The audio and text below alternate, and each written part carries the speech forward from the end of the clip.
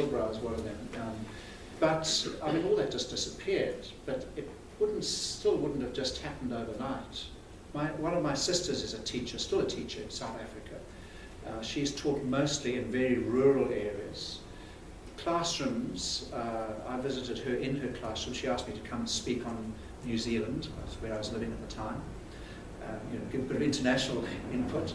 60 people in year 12 in a classroom, in those little desks. I don't know if you had them here, but I remember with an inkwell, and you lift up the top, 3 people, so 3 adults to a desk there. And as we went in, she said, "Oh, here are my visual resources." And I walked into this classroom, all these desks, 60 people, and she gave me a map of New Zealand, which she'd torn from a magazine.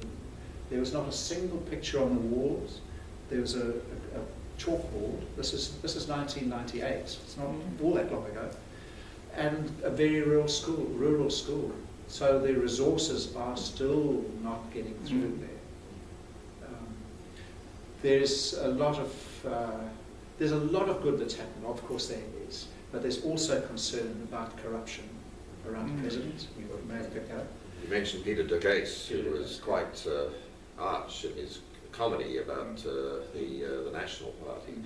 He is now, I gather, equally as arch about corruption in the ANC. As is somebody like Desmond Tutu, and I think thank God for people who continue to have a prophetic role, who are able to stand back a little bit from the interests, the lobby groups, and actually criticise. So I saw that first actually in Zimbabwe. Robert Mugabe came to power in 1980, and by 1984 his troops, North Korean trained troops, were running riot and wiping out the opposition down in the south, the Matabele people. And it was the Roman Catholic Church that had so criticised the white regime, who in a sense had the credibility to criticise the black regime, and did. And I think that's one of the roles the church has always had in southern Africa, is to be able to speak with a critical voice. Not the whole church, because of course it was the Dutch Reformed Church supported apartheid at the time. Well, that's interesting. The Dutch Reformed Church did support apartheid, but you had people like Pius Norde, Yes. who at the time of Sharpeville had a kind of real Damascus Road experience. Indeed. Yes, absolutely, but they were not. They were then shunned by their own church. Illustration: I met a Dutch Reformed dominee minister once who'd spent many years working in the mission field in Namibia, and he said, after 15 years preaching the gospel of peace and salvation for all these people, black people, he was a white man, I suddenly realised this is for real. These people actually can go to heaven too. And I thought, what have you been doing? Where's the integrity of your message? You're trying to convert these people, but in your heart, you don't really believe that you're going to end up in the same place. So a scripture text like in John's Gospel, "In my Father's house," Jesus is supposed to have said, "are many mansions," was a wonderful text in apartheid context, because even heaven is segregated. But yes, please.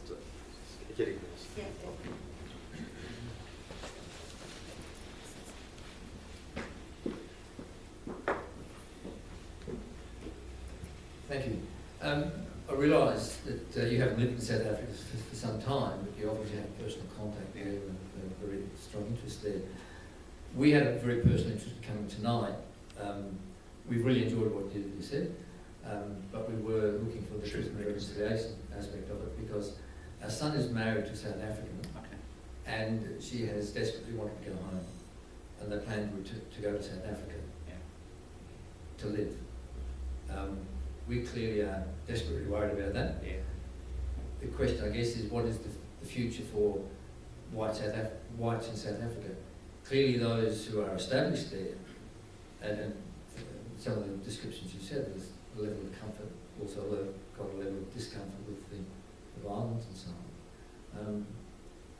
This may be too difficult for you to answer, I understand that, but what sort of a future do white people in this situation have in South Africa? Well, I guess my honest answer is I don't know. again, I come back to a conversation I had with my sister and brother-in-law in last September.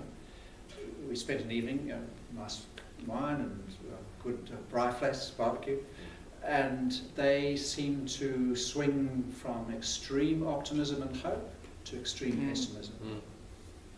And I think that's a little bit where the country is. But there are amazing people doing amazing things, black and white, in that country. I have a number of relatives as well in South Africa, and some of them have chosen to leave.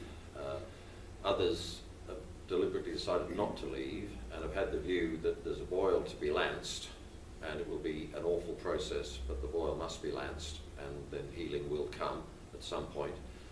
Even have one relative, a husband, a cousin of mine, who has said about all those who left, don't bother coming back. We'll get on ourselves. So there's all sorts of different views. Oh, yeah. But your comment about the moving from pessimism to optimism, I've really noticed that there can be periods of time when people feel very buoyant, and other times when they will feel less buoyant. So I don't know how to answer that. Yeah. Difficult one. Any? I have a cheeky question. Where's your South African accent? Oh, didn't you really notice it? I'm sorry. It's been corrupted. Any further questions?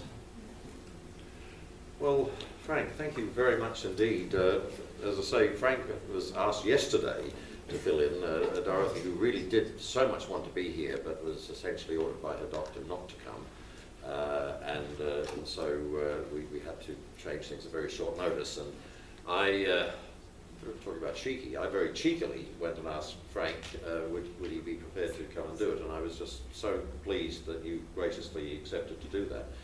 And while the topic of truth and reconciliation is certainly a large topic that we will want to deal with at some point in terms of the South African story, the truth and reconciliation process, the whole 90s, 94 on process of how does one reweave together a country, the irony of you mentioned the Boer English-speaking South African, white South African, the tensions there, and so that was all papered over after the Boer War by the Union of South Africa, and then the motto of the country was Ex Unitate Vires, which is Pembroke School's motto, from unity strength, which seems so deeply ironic in the apartheid era to have such as the slogan of the country, but that's by the by.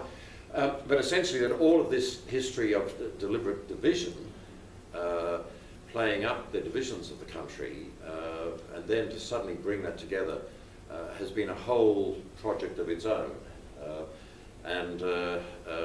You mentioned the English-speaking South African, 1 foot in each camp, and I think there's a lot of truth to that England remained home for English-speaking South Africans who had never seen the country, whereas Afrikaners chose to call themselves Africans, and that's what Afrikaner means, and chose to cast their lot in with the continent.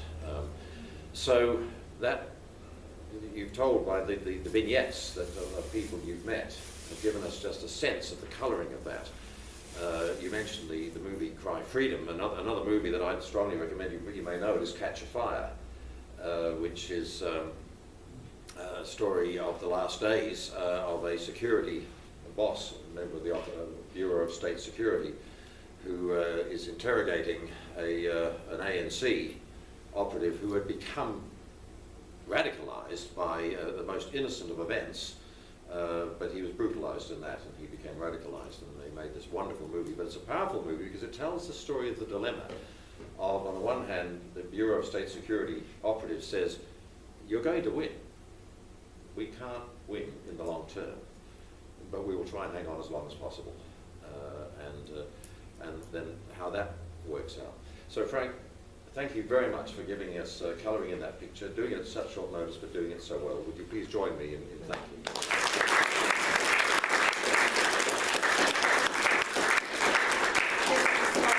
Our appreciation, it is a glass plate that has the logo of the Abraham Institute, which is the Dove of Peace on it. And Vesna Drapik, Professor, is going to give a brief sort of wrap-up of the whole process. I just really wanted to thank you all for coming tonight, and perhaps we'll have another opportunity to hear Dorothy speak on the subject that she had actually